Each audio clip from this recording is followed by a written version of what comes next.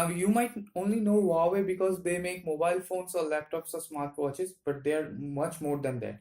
They are one of the world's largest telecommunications equipment manufacturer. Man, that was a large word. That means they supply their network hardware to many countries around the globe, including India. They were even among the first to initiate a build of 5G network all around the globe.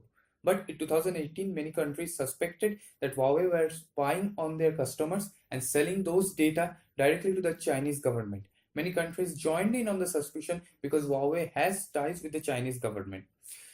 Now, the trade war continued from both part of US and China, and the tensions got a lot worse. Huawei was even alleged stealing patents of other companies and using those patents in their own hardware. Even in few months back, a Huawei factory in USA was raided all of a sudden, but no spying hardware was revealed. Now, amid these turbulent situations, on May 18th, USA blacklisted Huawei, which means that Huawei would no longer be able to conduct any business with any American companies. On the next day, Google, being an American company, said that they will follow their government orders. To be noted here that USA didn't provide any evidence supporting the fact that the Huawei was spying on their customers. Being said that, what does this Google ban means? This means that Google will no longer sell their Android services and security updates to Huawei. Now, Google just assured the existing Huawei and Honor mobile users that Google Play and Google Play Protect would continue working on those devices, but any new devices launched by Huawei would no longer have Google apps like YouTube, Gmail, Google Maps, or Play Store. Now, this is a very troubling, but Huawei has assured their customers that all existing Huawei and Honor devices will continue receiving software and security updates, and they will continue to build an ecosystem that is safe and sustainable and best for all their consumers. That is very good to hear. But even that is not the end. On May 20th, the very next day, USA said that they will be postponing the ban for 90 days, mainly because many of their domestic suppliers depend on Huawei and they need to cut off their ties. So, as now it stands, Huawei will be banned after August 18 this year. The surprising thing is that Huawei said that they were expecting this ban and they have been preparing months, like 4 to 8 months back for this ban. This goes in line with the fact that all of their mobile phones have Kirin processor instead of the common Snapdragon processor used by most of the devices.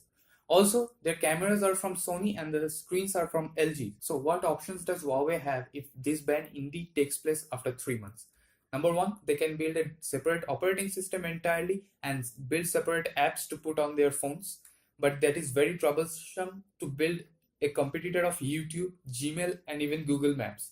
Number two, Huawei could use the AOSP. Android itself is a open source project known as Android Open Source Project AOSP, and Huawei could use that AOSP to provide their Android update and security updates. But they are very basic. Number three is that Huawei uses this AOSP but build their own security updates and push that to the consumer. Now this looks very promising, but this also means that the Android version upgrades, like from Android Oreo to Android Pie to Android Q, will come very late in Huawei devices. Having said that, there are still many more problems.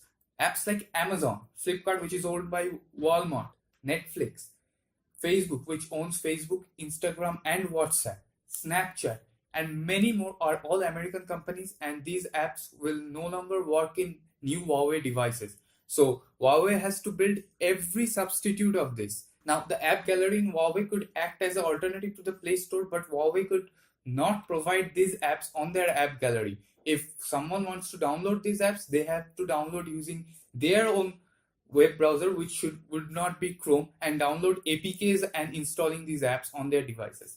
And we are forgetting the fact that Huawei does not make only mobile phones. They have their own smartwatches, which has their own operating system, and their laptops, which uses Intel processors, and Intel, being an American company, can't provide any more processors. AMD, also an American company, cannot provide processors for Huawei.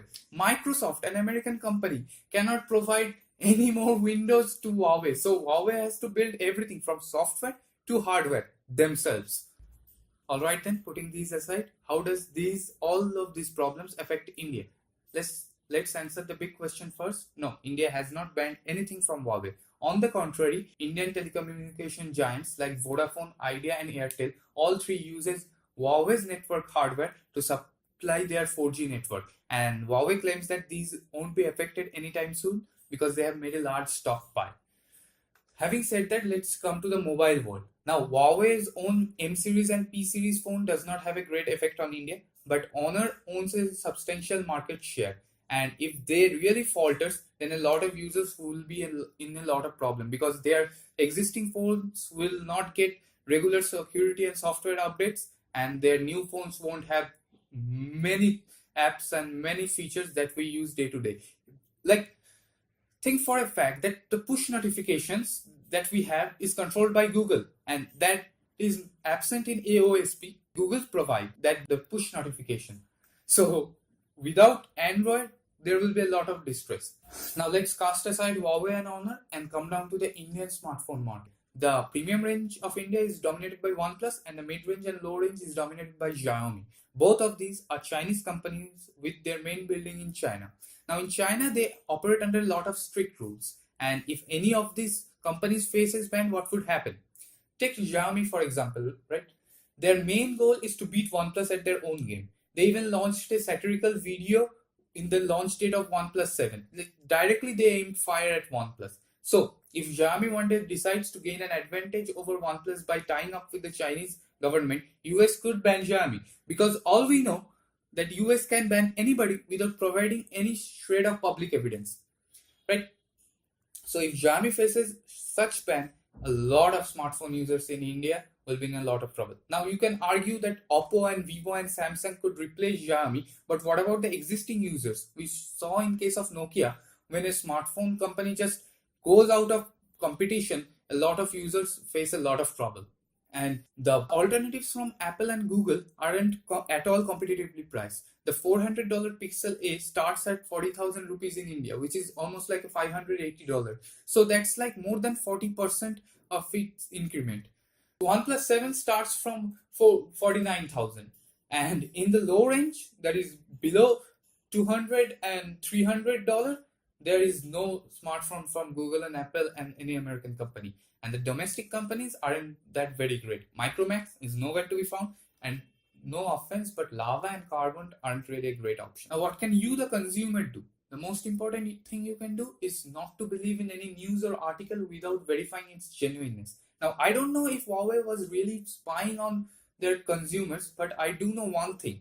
The ban wouldn't have been so easy for the US government if their masses didn't believe Huawei's crime without seeing any proof of evidence. If they had thought objectively and if they demanded proof, then USA wouldn't have been able to make this ban so easy. I will put my sources in the description below, and you can learn more of these things from there. Now, all of these things makes me wonder how much a big influence all the American companies and Chinese companies have on us. Like, imagine for a moment Google. Like, let's cast everything aside. Let's talk Google. Anyone from a 7,000 rupee or a $100 phone to a 70,000 rupee or a $1,000 phone is greatly influenced by Google.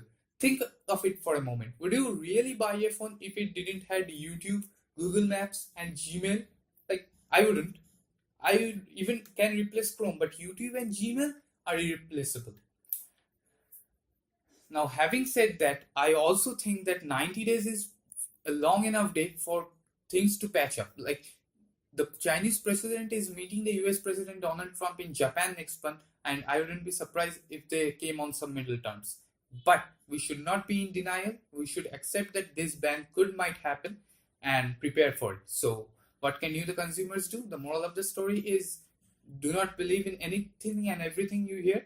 Verify its genuineness. And number two is, if you are thinking about purchasing a Huawei device or Honor device, wait for a minute, wait for 3 months, see where it goes, and then do it. So, like this video if you liked it, or dislike this video. Alright, it still isn't over. So you guys know ARM, it is a UK based technology, and this technology is used in mobile processors. So every mobile processor in today's world has ARM technology within. Now ARM says that they have US affiliations and they would stop giving Huawei their technology. So if that happens, things aren't looking good for Huawei Kirin processors. Still, I hope and I believe that 90 days is enough to patch things up between Huawei and USA, and fingers crossed. So Another thing I want to say that one thing is to be sure that a lot of news will happen, a lot of incidents will happen in the next couple of months, and let me know by hitting that like button if you want to see more videos coming out in this topic. But more importantly, comment down below saying what you believe or what you know about this thing and whose side you're on, what is your opinion regarding this ban, and I'll be checking your comments. Marcus from MKBHD made a very good video explaining all these things, and you should definitely check that video out. I'll put that video around here somewhere. The another thing I want to say is that I make tech videos on this channel, and if you're interested in that kind of thing, you should subscribe and hit the bell icon. Also, you can follow me on Twitter at Rajushi's Face. So that's all I had to say. Peace, and may the force be with you.